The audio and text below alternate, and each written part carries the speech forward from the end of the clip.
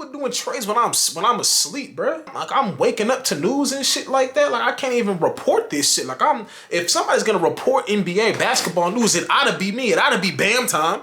But I can't even do this shit because these motherfuckers is over here doing deals when the niggas asleep. It's 12:30 at night, motherfuckers is signing contracts. Victory, these niggas sound stupid saying they invented me, but arguing with fools is a waste of energy.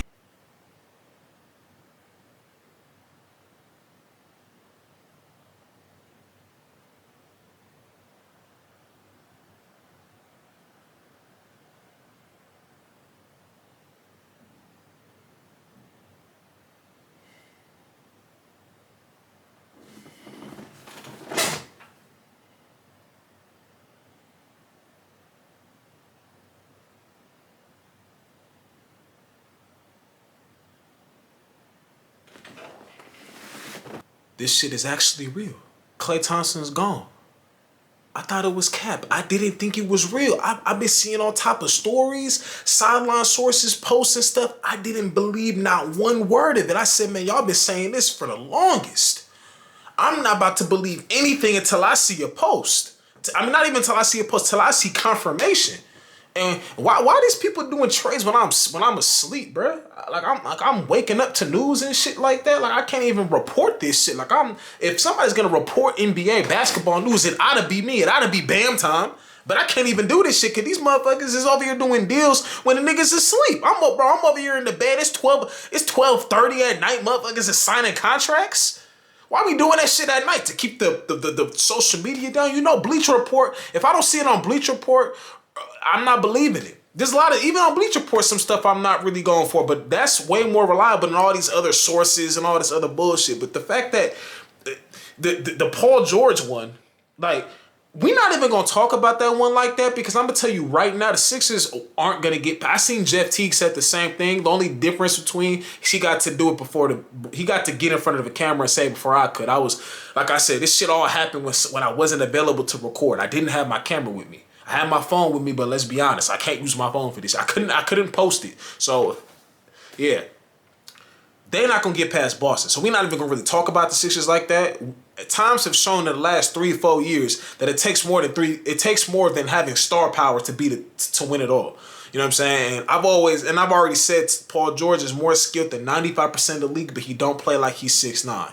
You know what I'm saying? Joel Embiid, they say it's either him or Jokic for best big man in the league. They're not giving Giannis any love. I don't know what happened, but you know, I guess probably because of the skill that they have, I guess. But Joel Embiid, sometimes he don't play his size either. So I'm not really throwing that. The Sixers, man, I'm not going too far on them because you got to think the Celtics still got they got the reason why they just won is because everybody was beating you. Every last person, even when Tatum was shooting bad, he was doing other things. Everybody was beating you. It wasn't just Jaylen Brown. Wasn't just Tatum was distributing. You know, he had his games where he did, have a good scoring game. Derek White doing what he do. You know what I'm saying? Pritchard coming in doing what he do. They literally put him in the game to shoot half-court shots, bro. They put Peyton Pritchard comes in the game to shoot half-court shots. Let that sink in. But they have Al Horford, who's 37 years old, doing what he's doing, 38 years old, putting up production, putting up numbers, like they have a full collective team. They have Drew Holiday, like everybody on the team. They got Sixers, we're not even going to I know I just talked about them for like 10 minutes, but we're not going to, Sixers, bro, they won't even get past New York, trust me. New York has the chemistry, the flow, then I won't, man, trust me. And if I'm wrong, then I'm wrong. But Sixers, I'll give them maybe second round, maybe not even that. But anyways, Klay Thompson really left. Now, it was speculation that he was trying to get paid. They wasn't trying to pay him. And I'm thinking to myself, how long was this happening? Because I'm thinking everything, you just won a chip in 2022. That was 2 years ago.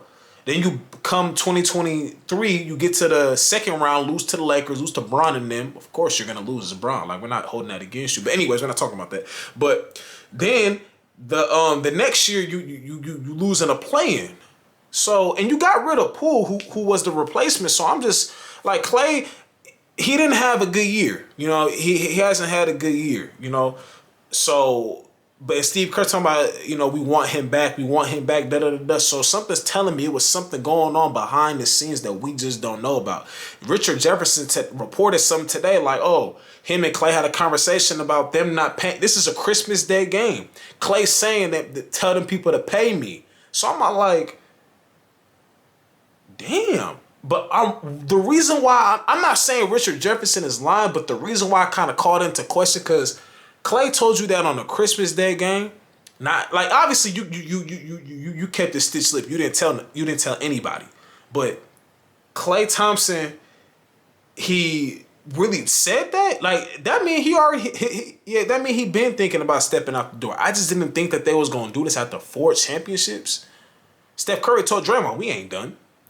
So seeing this is, I'm not a Warrior fan, so I don't really care. You know what I'm saying? Whatever happens to them happens to them, but I just didn't expect it, and I'm seeing people, saying at the end of the dynasty, the end of the era, no team could stop them, even though we know that's bullshit. But, it's just, I didn't think that this was gonna happen. I'm just being honest, bro. I thought this was gonna be a continuing thing, and they were all gonna retire as Warriors. Him, Draymond, Curry, especially Curry's never leaving.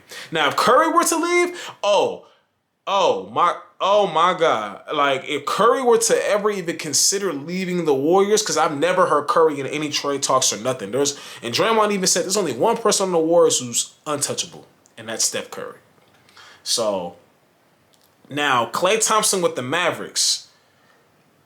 Klay Thompson is a catch-and-shoot three-point shooter who has ability, who's been known as a good defender for most of his career. He's kind of slacked off in defense due to injuries and stuff like that, but he has shown that he can still do something on that end. I don't know. I'm not really big. Like, I don't know how his role, like, this is something I gotta see, because that means the ball gotta get swung a whole lot more if Klay's on the floor. You got Klay, the ball got to like Luka can't dribble the shot clock out anymore. Like, the ball got to get swung. Kyrie has gotten better at facilitating over the past couple of years. I'm not gonna lie, but that means the whole style is gonna change. Like, Klay has to get the ball. Like, you have to give him the ball, even if he's not the same Klay Thompson. Bro, don't think Klay's coming there thinking, like, he might come there trying to be on some strictly winning stuff. But I'm just, from what I think and from what I see, the ball's gonna have to move a whole lot more if Klay's on that. If Klay's on the same floor with Luka, because let's be honest, Luka is an amazing talent.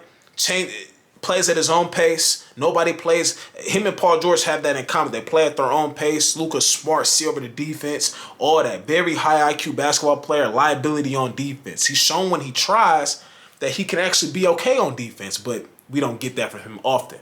So now that you have Klay on the floor, that ball has to be, Klay's used to running around, catching it early shot. He can't catch it for 8 seconds into the shot clock. Now so that ball has to be swung. So I think there's a lot of adjustments that have to be made there.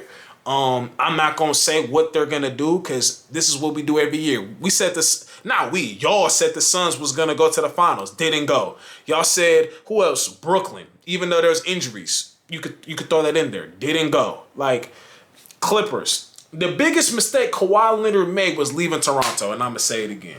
The biggest mistake Kawhi Leonard made was leaving Toronto, and I'm gonna tell you why. You just won a championship there, bro. If you didn't see longevity in that, bro, you had one more championship there than you had in LA. One more championship there than you have in LA. You think they wasn't gonna try to build around you? I don't know it's hard. Sometimes it's even hard to come on here and make these videos, because let's be honest, we don't know what was going on, like, in the locker room. We don't know everything. We just know what we see. We don't know everything. So that I can see why NBA players get a little upset when people just throw out speculations, but I don't care about them getting upset. Kawhi Leonard's biggest mistake was leaving Toronto. You should have stayed there, because now Paul George just went up and left. He just went up and left. He went and signed a 4-year deal with the Sixers. Y'all think Paul George really gonna play all 4 years there? I mean, I know he played 4 years here, but you think he gonna play all 4 years there? Hey, I don't know, man. I am eager to see what they could possibly do. Not talking about the Sixers, talking about the Clippers. Now that Paul George isn't there, does this make the team better? Does James Harden step into a bigger role? Does Russ step into a bigger role? Like, there's a lot of interesting factors that are gonna play a part in this man leaving, you know. And I didn't think he was gonna go back. Like, they said he was about to go to the Warriors, and I knew that was bullshit. I knew that wasn't gonna happen. They don't trade. West teams don't trade their players to another West team. They don't do that. Like, who was it? You see, when Kyrie left Brooklyn, he went to Mavericks. When KD left Brooklyn, he went to Phoenix. When LeBron left Cleveland, well, never mind. That's different because those weren't trades. LeBron's wasn't a trade, but still, like, they're not gonna openly give you to a team in the same conference, especially a team that's most of the time a contender. So, yeah, this is very shocking. I think this is almost as lit as when LeBron signed with the Lakers. Actually, never mind. It's not the Paul George one. Nah, that pales in comparison. That's nothing. But the Klay leaving the Warriors, I think, is getting just as much hoopla as LeBron going to the Lakers. Not more, but close to it. Because when LeBron went to the Lakers, bro, that year 28, bro, that summer was jumping when he went to the Lakers. So I think, like I said, I don't know what the Mavericks gonna do. I think they are gonna have to adjust. They are gonna have to understand we gotta get in our stuff early. Klay's not used to just, you know, watching somebody, blah, blah, like, you know, he's used to movement on offense, movement. So now you got to get that from Klay. Now the team has to kind of adjust to that, and Klay might have to adjust to something they do, because Warriors was going like this. Mavericks don't go like this. So it's interesting to see what's gonna happen. And then I'm very interested to see what the Clippers gonna do. Are they gonna bring somebody else in, or is Kawhi gonna take a bigger role? James Harden gonna take a bigger role? Russ? Who knows? You know, I don't know.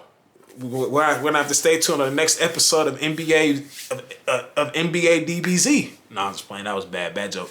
But anyways, if y'all like this video, make sure to like, share, subscribe if you're new, and I'm gone, man.